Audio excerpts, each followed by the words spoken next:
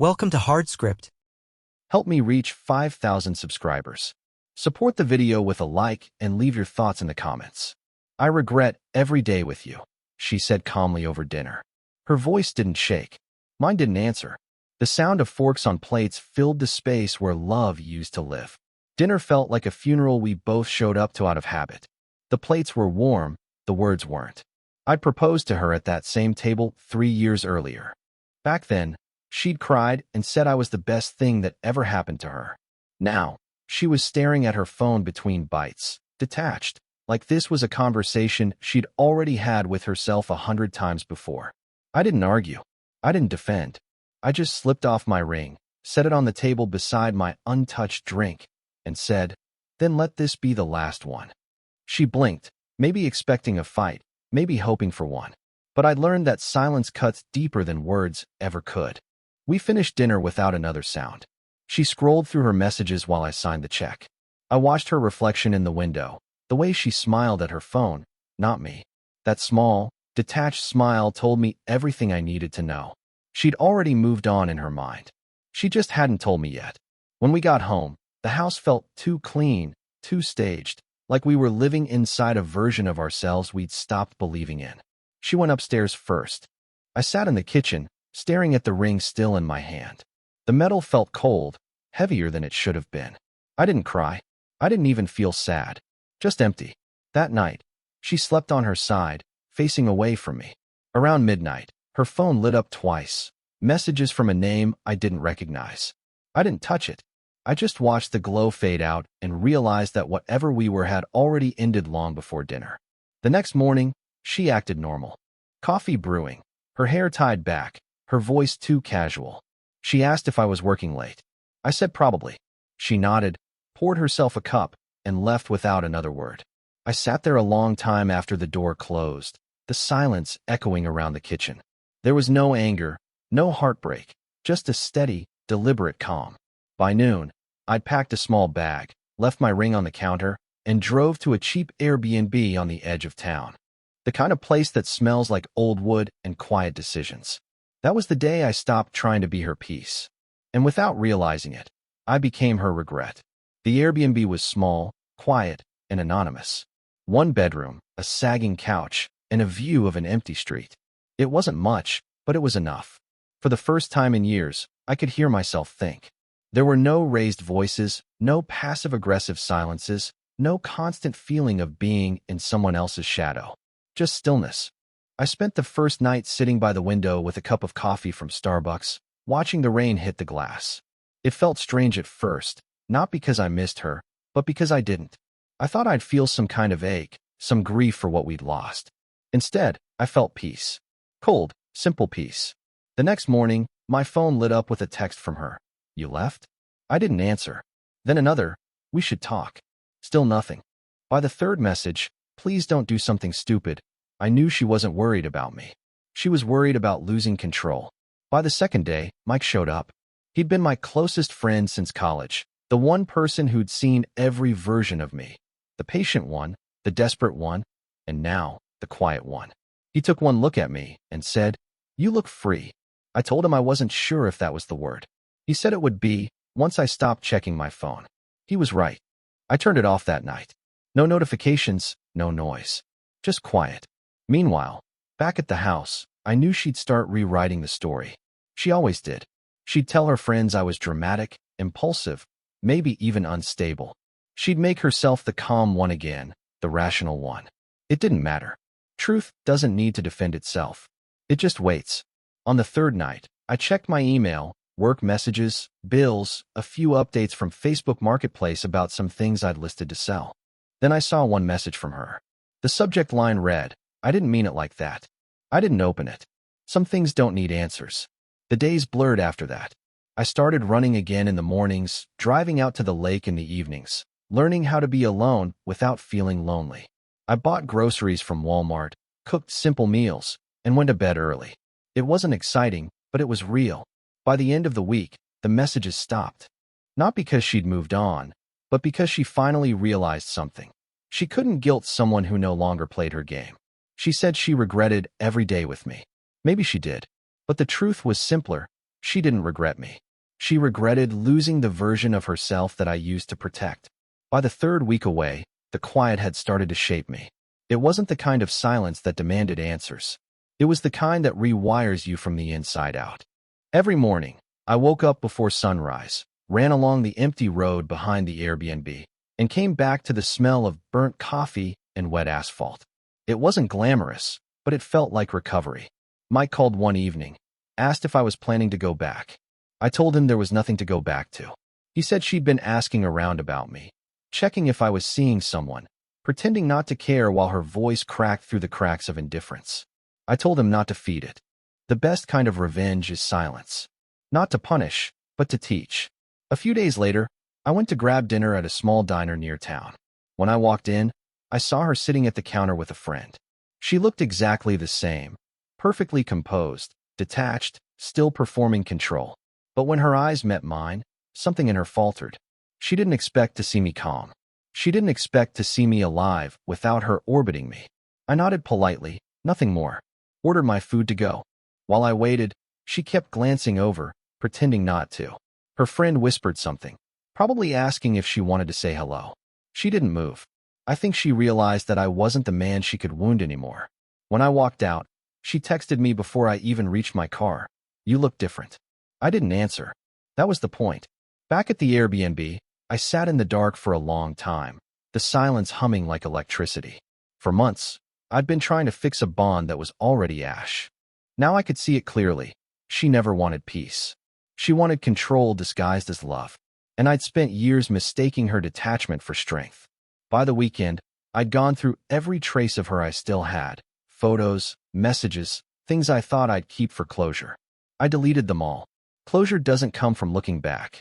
It comes from realizing there's nothing left to look at.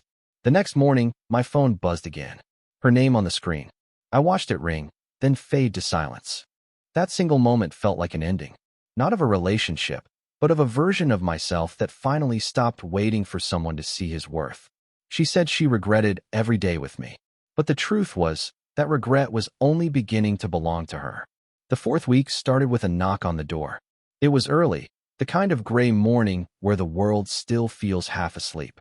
When I opened it, she was standing there, hoodie, messy hair, eyes that looked like they hadn't seen rest in days. For a moment, neither of us spoke. She just stood there, wet from the rain, waiting for permission that would never come. She said she wanted to talk. I stepped aside, silent. She walked in like she used to live there, like she still had a claim on the air inside. But everything had changed. She looked around at the bare walls, the coffee mug on the counter, the folded blanket on the couch. "You really left?" she said quietly. I didn't answer. Some things don't deserve confirmation. She started to speak, fast, nervous, about how things had gotten twisted, how she didn't mean the words she said at dinner, how she'd been angry at herself, not at me. I just listened, calm, detached. Every sentence she said was a hand reaching into the past, but I wasn't standing there anymore. I'd already stepped out of that story. Then she said it. I regret how it ended. The irony didn't miss me. The same woman who said she regretted every day with me was now regretting losing me entirely. I didn't gloat. I didn't even smile. I simply said, "You taught me something. Some people don't regret you until they realize they've been replaced by silence." She froze, tears starting to form, but she didn't cry. Not yet. She asked if I was seeing someone. I said no, but I'm not waiting anymore either. That broke something in her posture. The strength she used to wear like armor slipped. She looked small, human, real. After a long silence, she whispered, "I miss how safe you made me feel." I looked at her and said, "You mistook my love for weakness. Now you're mistaking my peace for indifference." She didn't have an answer. She just nodded slowly, turned toward the door, and left without saying goodbye. I watched her walk down the driveway, rain soaking through her hoodie, hands shoved in her pockets like someone trying to hold themselves together. That night, I sat by the window again, watching the streetlights blur through the rain. My phone buzzed, a message from her. "Can we start over?" I didn't respond, because sometimes the most powerful thing you can say is nothing at all. She said she regretted me, but now I could feel it shifting. For the first time, the regret was hers alone to carry. The next few days passed in fragments, short drives, cold mornings, long silences. She didn't come by again, but her presence hung in the air like the echo of a door that hadn't fully closed. I could still feel her somewhere nearby, restless, trying to find a version of me she could still reach. But that man no longer existed. I started building a new rhythm. Work in the morning, gym after, quiet dinners alone. There was comfort in repetition. I'd stop by Starbucks each day before the office, order the same black coffee, and sit in the car for a few minutes, just breathing. No music, no thoughts, just stillness. It was strange how peace could become addictive once you finally stopped chasing noise. One evening, Mike called. He said he'd seen her at a bar downtown. She wasn't alone. Some guy sat beside her, laughing too loud, touching her arm in a way that was supposed to make me jealous. I thanked him for telling me, but said it didn't matter. It really didn't. I didn't need to monitor the consequences of her choices. Life was already doing that for me. The next night, I got a message from her. You seem fine without me. I didn't answer, because fine wasn't the word. I was focused, present, unbothered. She couldn't understand that kind of peace, the kind that comes after you stop needing closure. A few days later, I ran into her by accident at Walmart. I was grabbing groceries, just walking through the aisles like any other day, and there she was, standing by the self-checkout, her phone in hand. She looked surprised to see me, maybe even nervous. I just nodded once, polite but distant. Her eyes scanned me like she was trying to find a trace of emotion to hold on to, but I didn't give her any. That night, she texted again. You didn't even say hi. I read it once, set the phone down, and went to bed. There's power in being unreadable, in teaching someone that your silence no longer means you're hurt. It means you're healed. By the end of that week, I realized something simple but sharp. She hadn't just lost me. She'd lost the version of herself that existed when she still had my attention. And the truth is, that's what she'd regret most. Not that I left, but that I never came back. By the 6th week, the distance between us had become more than physical. It was emotional territory she could no longer enter. Every attempt she made to reach me felt like an echo bouncing off concrete. And the silence I gave back wasn't cruel, it was clarity. That Friday evening, Mike and I went out for dinner at a small place downtown. He brought a few friends, people I didn't know well. One of them was a woman named Hannah. She was nothing like my ex, steady voice, warm eyes, calm energy. She didn't compete for attention. She simply existed in her own space. We talked for a while about simple things, music, travel, her work. I didn't notice time passing. For the first time in years, I wasn't waiting for the other person to lose interest. When I got back to the Airbnb that night, there were 5 missed calls from her. I didn't answer any of them. A text followed soon after. You're different now. I don't even recognize you. I smiled, because that was the point. The version of me she had manipulated into softness was gone, replaced by someone who no longer needed her approval to breathe. The next morning, I went for a long run, stopping by Starbucks after. I watched the people around me, strangers laughing, couples talking, the rhythm of ordinary life continuing without drama. I realized how small the world becomes when you let someone else define your worth. I had lived years inside that small world. Not anymore. Later that day, Mike texted me a photo from the night before, me laughing mid-sentence, relaxed in a way I hadn't been in a long time.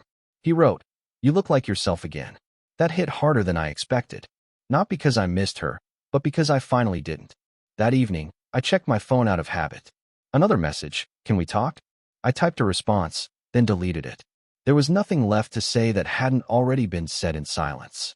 By Sunday, I knew she'd seen the photo online. Mutual friends must have shown her. She didn't comment, but she didn't need to. She'd always been good at pretending not to care while her world fell apart behind closed doors. That night, for the first time, I slept deeply. No thoughts, no memories, no weight. Just stillness. The kind of stillness that doesn't ask for peace, it becomes it. By the 7th week, I had stopped checking my phone entirely. The quiet had become part of me now, steady, disciplined, almost sacred. I wasn't hiding from her anymore. I was just done being reachable. She didn't understand the difference. To her, silence was punishment. To me, it was proof that I'd finally learned how to breathe without permission. That Monday, I drove to the house to grab a few things I'd left behind. The driveway looked the same, but the energy was gone. The lights were on, though, and her car sat out front. I almost turned around, but something made me stop. I walked in without knocking. The smell of her perfume, Chanel, hung in the air like a memory that refused to die. She was in the kitchen, barefoot, wearing one of my old shirts. For a moment, we both froze. Then she said my name softly, like she was afraid it might shatter the illusion that I still belonged there. She said she was surprised to see me, but her eyes told a different story. She'd been waiting. She started talking fast, words spilling out. How she hadn't been herself lately. How she realized she pushed me too far. How she thought I'd at least miss her a little. I let her talk. When she finally stopped, I said quietly, "You told me you regretted every day with me. I just gave you what you wanted." Her face shifted, the confidence draining out of it. She said she didn't mean it, that it was anger talking. I nodded once. Maybe. But the truth is always hiding in anger. You just didn't think I'd listen. She looked at me like she wanted to cry but couldn't. The silence that followed was heavy, like a weight pressing against the walls. Then she whispered, "You don't even look at me the same anymore." I told her, "That's because I don't see the same person anymore." I grabbed what I needed and walked out. She didn't follow. She just stood there, gripping the edge of the counter like the ground might give out beneath her. Back at the Airbnb, I sat in the dark and realized something simple. I hadn't taken my ring off because I stopped loving her. I'd taken it off because I finally loved myself more. That night, she texted again. Just one line, "I made a mistake." But mistakes only matter when someone's still waiting to forgive them. And I wasn't. By the 8th week, her regret had turned into obsession. I didn't see it, but I felt it. Through the messages, the calls, the half-hearted attempts to sound casual when everything about her tone screamed desperation. She wanted to talk, to meet, to explain. But explanations come too late when someone has already outgrown the story. Mike called one afternoon, his voice carrying that mix of amusement and concern only real friends have. He said she'd been asking about me again, pretending she was just checking in. He told her I seemed happy, that I was focused, grounded. According to him, she didn't take that well. I told him to stop giving her updates. She had no right to the calm she never built. That night, I drove out of town. No destination, just movement. The kind of drive where the hum of the highway feels like therapy. I stopped at a gas station, grabbed a coffee, and sat under the fluorescent lights, watching the cars pass. For the first time in a long time, I realized I wasn't angry anymore. Anger meant I still cared. What I felt now was detachment. Freedom in its rawest form. When I got back to the Airbnb, I noticed a box by the door. No note. No explanation. Inside were the things I'd left behind. Photos, an old hoodie, the watch she'd given me on our first anniversary. Everything neatly folded, carefully arranged. The irony wasn't lost on me. She had spent years disorganizing my piece, and now she was trying to return it packaged and clean. A few days later, she showed up again. This time, she didn't look angry or composed. She just looked lost. She said she couldn't sleep, couldn't eat, that everything felt wrong without me there. I didn't move. I let her speak until her voice cracked. She said she missed who we were. I told her quietly, "We don't exist anymore. Only lessons do." Her tears finally came, soft and silent. She asked if I'd ever forgive her. I said I already had, but not for her sake, for mine. Because holding on to pain meant keeping her close, and I was done living in that cage. She left without another word. I watched her car disappear down the road, the taillights fading into the distance. For the first time, I didn't wonder if she'd come back. I just stood there in the doorway, realizing something she never would. Peace isn't found in what returns. It's found in what you finally let go. The 9th week felt different. Quieter. The kind of quiet that doesn't ask for anything. It just exists. I woke up early, made coffee, and sat outside watching the light crawl across the street. I'd stopped thinking about her most mornings. That was the strange part. Healing doesn't announce itself. It just replaces the noise one breath at a time. By mid-afternoon, Mike texted me. He said she'd been seen around town again, showing up at places we used to go, Starbucks, the park near the river, even the diner where we had our first date. He said she looked distracted, like someone trying to replay old memories to feel alive. I told him to let it go. Her journey wasn't mine anymore. That night, I got home and found another message waiting. Just 4 words. I can't move on. I stared at the screen for a long time, not because I didn't know what to say, but because I finally didn't need to say anything at all. I turned the phone over and went for a run instead. The streets were empty. My reflection in the storefront windows didn't look like the same man she once knew. There was no exhaustion, no tension, no trace of the pleading softness she used to exploit. I'd become something else, quiet, measured, unshakable. When I got back, I noticed another message. Longer this time. She wrote that she'd made mistakes, that she'd said things she didn't mean, that she wished she could go back. I could almost hear her voice through the words, steady but shaking underneath. She said she was willing to fix things, to rebuild, to start fresh. I didn't reply that night. Instead, I sat in the dark, the hum of the fridge the only sound in the room. Regret has its own rhythm. It always arrives after the silence, when the audience is gone. I'd given her peace once, and she mistook it for weakness. Now she wanted it back because she realized peace isn't something you can find in someone else. It's something you destroy when you take them for granted. The next morning, I wrote a short message back. I wish you clarity, not comfort. Then I turned off my phone. That day, I packed my things, locked the Airbnb, and left town. Not to run away, but to begin again somewhere new. As I drove past the familiar streets, I realized something simple yet final. She would spend years trying to forget what she once called a mistake. But I already had. I didn't plan to see her again.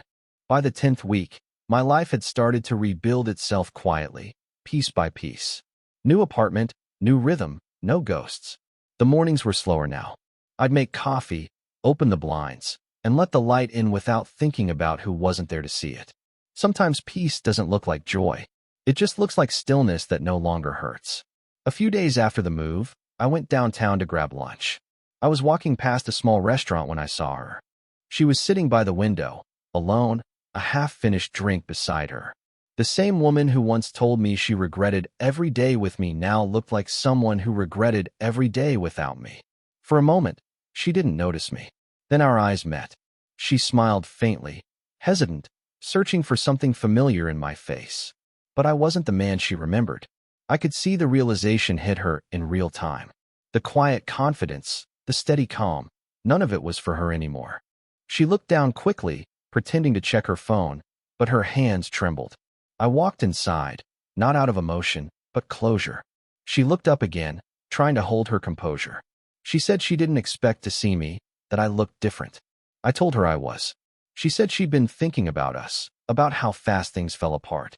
Her words came out rehearsed but shaky, like she'd practiced a dozen versions before this one. She said she wanted a second chance. I told her softly, "You already had it. It was every day you thought I'd never leave." Her eyes filled with tears she didn't bother to hide this time. She said she didn't realize how much I mattered until the quiet became unbearable. I said, "That's how regret works. It doesn't visit when you want it to. It shows up when it's too late." We sat there for a moment in silence, two people surrounded by noise but trapped in the gravity of everything unsaid. Then I stood, placed a few dollars on the table, and said the last words I'd ever give her. "You were right to regret it, but not for the reasons you think." When I stepped outside, the air felt cleaner, sharper, alive. I walked to my car, the sunlight warm on my face.